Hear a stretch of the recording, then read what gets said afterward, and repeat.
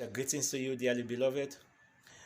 I have the pleasure of bringing you another episode of Bible Character Series, and we are still hanging on the account of Cain and Abel. This time, we want to look at their reactions. After God accepted the sacrifice of Abel, there was a way his brother Cain reacted, which we want to learn from. What was the reaction of Cain? His reaction was one of wrath. His reaction was one of envy. His reaction was one of jealousy and bitterness.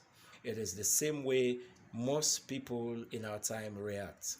Whenever they hear that God has blessed their neighbor, they are bitter, they are angry, they are annoyed. Blessings don't come to you when you are in such a state. Blessings only come to people who rejoice, who celebrate the blessings and the visitation of their neighbor. God would have blessed Cain if he had rejoiced in the acceptance of his brother, but he did not. He rather killed his brother. How many people there are that are killing their neighbors, that are devouring their neighbors? Some don't do it with weapons, they do it with their tongue. They malign, they gossip their neighbors. It is not right, it is wrong. Let's learn to put up a very good response whenever we hear that God has promoted, that God has elevated, that God has anointed, that God has caused our neighbor to be married, to be blessed with children, to have an open door to travel, to enclose one blessing or the other. Let's not be like Cain. Let's rejoice at the lifting of people, then our own lifting will come. It is when you celebrate your neighbor that is celebrating that your own celebration will come.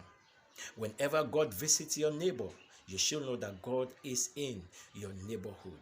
Don't be envious like Cain. Don't be bitter like Cain.